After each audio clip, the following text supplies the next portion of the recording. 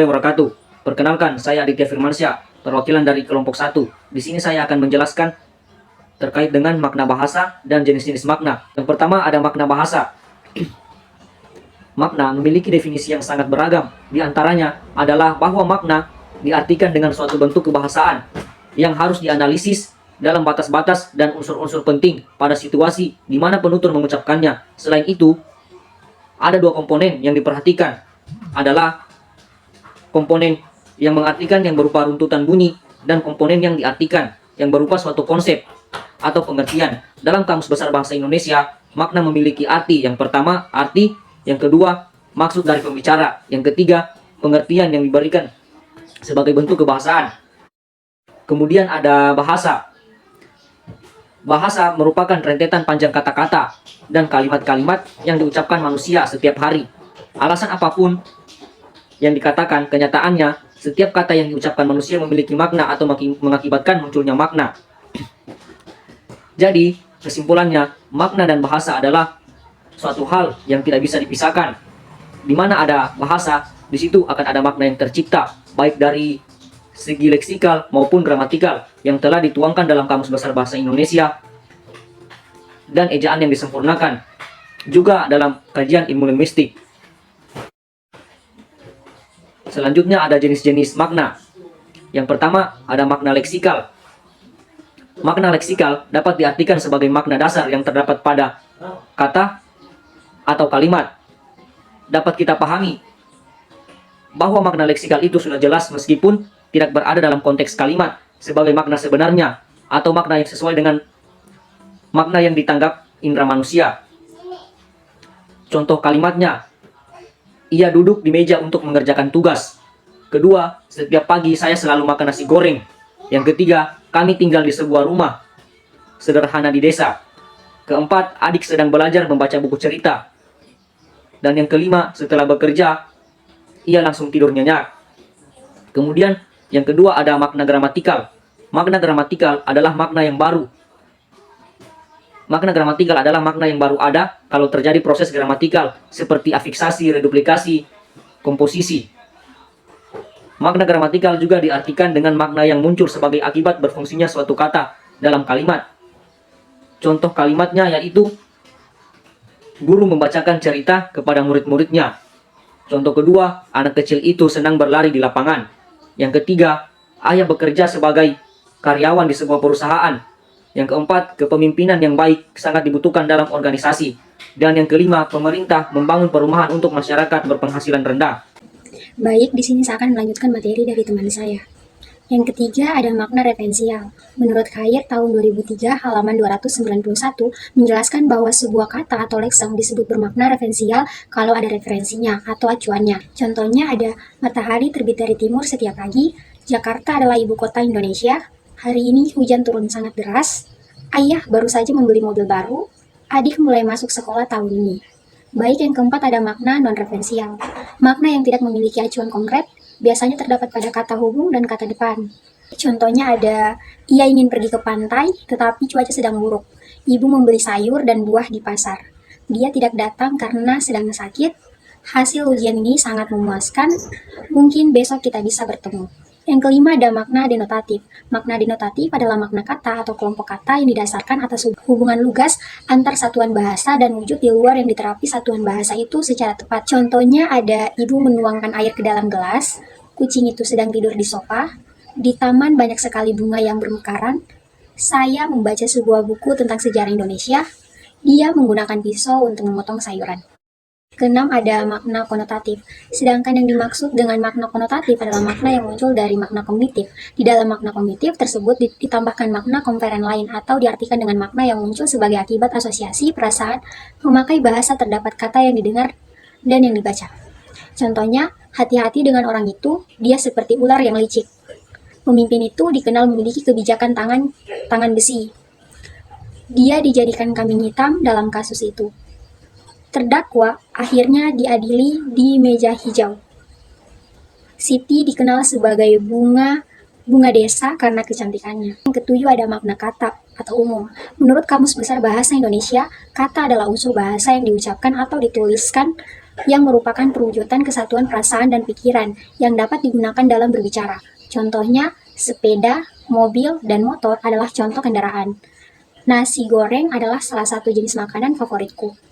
Kucing, anjing, dan burung termaksud dalam kategori hewan. Mall, rumah, dan kantor adalah tempat yang sering dikunjungi. Guru dan dokter adalah contoh pekerjaan yang mulia. 8. Ada makna istilah atau khusus. Makna istilah adalah kata atau gabungan kata yang dengan cermat mengungkapkan makna konsep, proses, keadaan, atau sifat yang khas dalam bidang tertentu.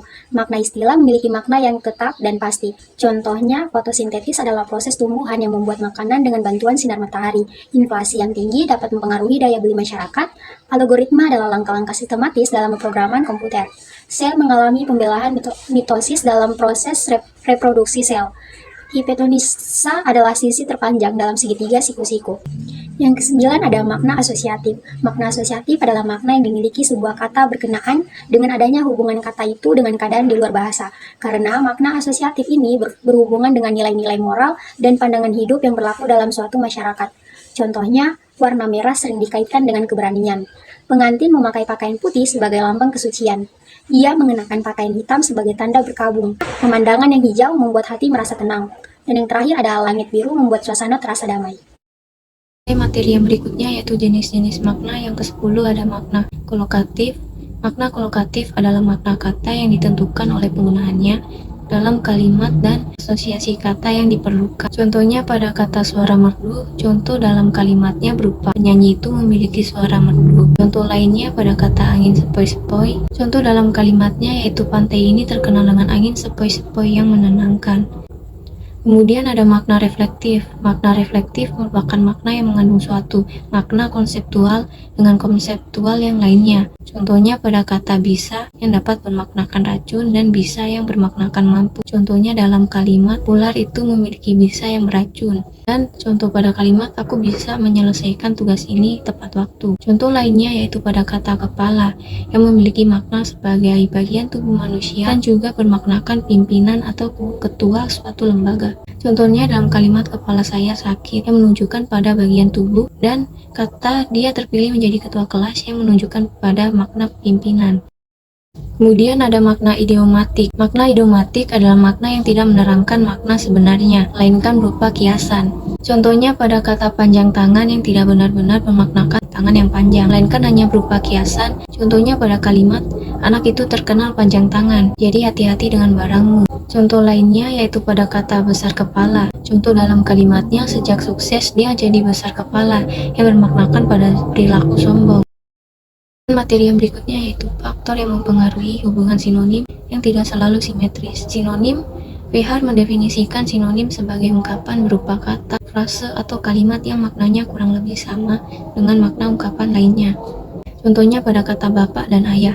Kedua kata tersebut memiliki makna yang sama, namun memiliki fungsi yang berbeda menyesuaikan dengan konteksnya. Kemudian ada beberapa faktor yang mempengaruhi sinonim yang tidak selalu mutlak atau simetris.